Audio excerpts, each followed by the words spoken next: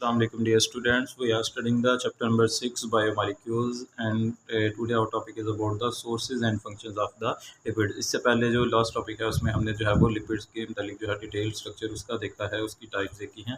अब हम जो है वो इसके सोर्सेज देखेंगे और लिपिड्स के जो फंक्शन है वो देखेंगे। तो सोर्सेज की हम बात करें तो जो लिपिड्स वगैरह हैं वो हमें ज़्यादातर एनिमल सोर्सेज से मिलते हैं, जिनमें मीट वगैरह है और डेयरी प्रोडक्ट्स हैं, दूध वगैरह, मक्खन वगैरह, वहाँ से हमें जो है वो लिपिड्स जो है वो मिल जाते हैं। जबकि while the sources of lipids from plant, जबकि अगर पौधों की बात करें तो पौधों में से हमें जो लिपिड्स हैं वो हमें नट्स से मिलते हैं, सीड से मिलते हैं और ऑलिव ऑयल से मिलते हैं। नट्स ने हम कहते हैं ऐसे फ्रूट्स को जिनके इर्द गिर्द शेल होता है, या जो शेल्ड फ्रूट्स होते हैं उनको हम नट्स कहते हैं। मिसाल के तौर पर जो वॉलनट्स हैं, अखरोट हैं, आलमंड हैं, तो इसी तरह जो है वो मल्टीपल जो ड्राई फ्रूट्स हैं उनको हम नट्स कहते हैं।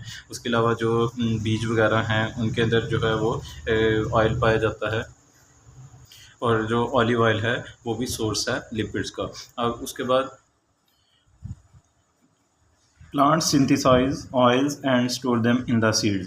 अब जो प्लांट्स हैं वो ऑयल की जो है वो फॉर्मेशन करते हैं और उनको जो है वो सीड्स में स्टोर कर लेते हैं। मिसाल के तौर पर जो सनफ्लावर ऑयल है, अब जो सनफ्लावर ऑयल है वो उसके सीड से ही हमें मिलता है। कोकोनट ऑयल जो है वो भी हमें कोकोनट से ही उसके जो है वो उसकी शल जो फ्रूट है उसके अंदर से मिलता है। इसके अलावा जो ग्राउंडनट ऑयल है जो कि एक जिसको हम मूँगफली कहते हैं, वो पीनट है, उसको हम ग्राउंडनट ऑयल भी कहते हैं। और इसके अलावा कॉर्न ऑयल है जो जिसको हम जो है वो मकई या मकई का जो है वो तेल कहते हैं। तो ये जो सोर्सेज हैं हमारे पास लिपिड्स के हैं, जो कि एनिमल्स में हमें मीट वगैरह से मिल रहा है, जबकि जो प्लांट्स हैं उनके अंदर हमें डिफरेंट जो है वो सीड्स वगैरह से, नट्स वगैरह से जो है वो लिपिड जो है वो हासिल होता है। उसके बाद हम फंक्शन की बात करते हैं। Lipids are the most energy rich biomolecule. जो लिपिड जो हैं वो सबसे ज़्यादा हाई एनर्जी का सोर्स होते हैं। और हाई एनर्जी का अब जितने भी हम जो है वो हम पराठा वगैरह खाते हैं अगर सुबह के टाइम नाश्ते में, तो उसके अंदर हम जो है वो घी वगैरह का इस्तेमाल करते हैं, ऑयल का इस्तेमाल करते हैं। अब वो चूँकि जो एनर्जी रिच कंपाउंड्स होते हैं और उनकी जो ब्रेकडाउन है वो भी बड़ा स्लो प्रोसेस है, इसलिए अगर हम जो है वो सुबह के टाइम पे पराठा खाते हैं तो हमें 6 घंटे 7 घंटे से पहले जो है वो भूख जो है वो महसूस नहीं होती, क्योंकि वो हाई एनर्जी जो है वो कंपाउंड्स होते हैं। तो लिपिड जो है वो मोस्ट एनर्जी रिच कंपाउंड्स हैं। They serve as a long term energy reserves in the form of fats in the adipose tissues. तो जो लिपिड्स हैं वो बॉडी में स्टोर भी हो जाते हैं और स्टोर जो है वो फैट्स की फॉर्म में होते हैं।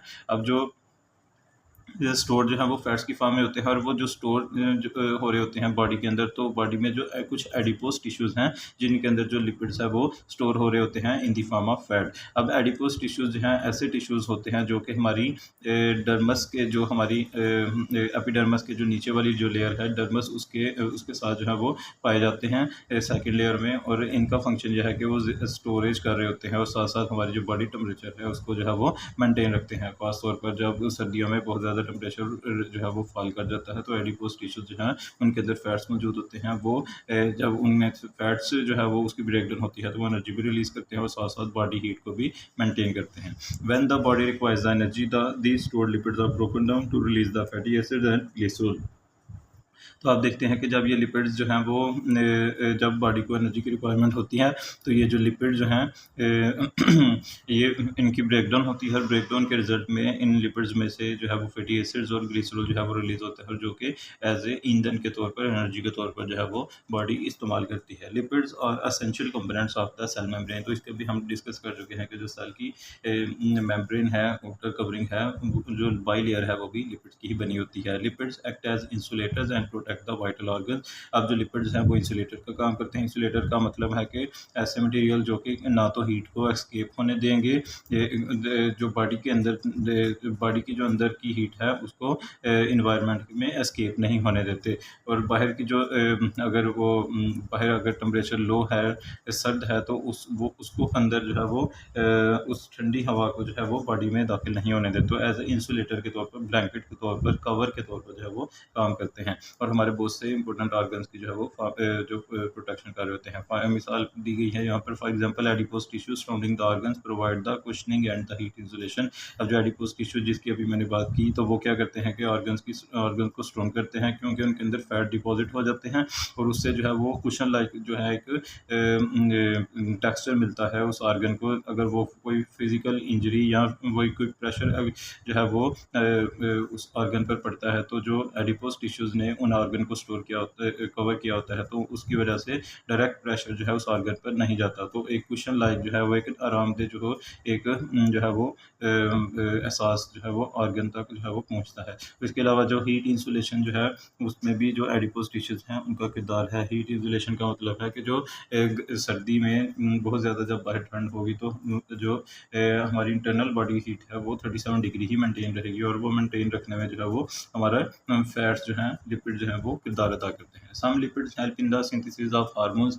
अब कुछ जो लिपिड्स हैं वो हार्मोन्स की फॉर्मेशन भी करते हैं। फॉर एग्जांपल स्टीरॉयड हार्मोन्स और dried from a lipid, for example cholesterol. तो एक हार्मोन है जिसको हम स्टीरॉयड हार्मोन भी कहते हैं, और इसका जो सोर्स है वो है कोलेस्ट्रॉल। और कोलेस्ट्रॉल भी जो है वो फैट्स की ही एक किस्म है, लिपिड्स की ही एक किस्म है।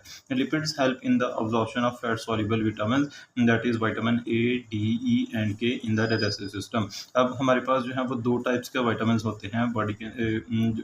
विटामिन जो है वो ऐसे सब्सटेंसेस हैं जो हमारी बॉडी जो है वो तैयार नहीं करती, और उन्हें हमें एक्सटर्नल सोर्सेज से जो है वो सप्लीमेंट के तौर पर लेना पड़ता है। तो हमारी बॉडी के अंदर जो है वो एक फैट सॉल्युबल विटामिन हैं जो विटामिन ए, डी, ई और के है, और दूसरे हैं वाटर सॉल्युबल विटामिन। अब जो फैट सॉल्युबल विटामिन हैं जब हम इन्हें खाते हैं तो ये हमारे जो हमारे फैट सेल्स हैं, जो एडिपोज टिश्यूज़ हैं, वहाँ जाकर स्टोर हो जाते हैं। इसका मतलब कि जो हमारी बॉडी की रिक्वायरमेंट है फैट सॉल्युबल विटामिन की वो इतनी नहीं रहती, क्योंकि ज़्यादातर ये बॉडी के अंदर ही जो है वो स्टोर्ड रहते हैं।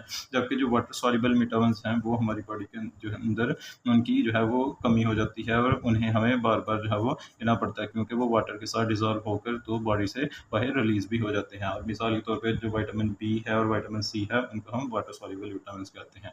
तो होप्स आपको ये टॉपिक जो है वो अंडरस्टैंड हो गया होगा। Thank you. अल्लाह हाफ़िज़।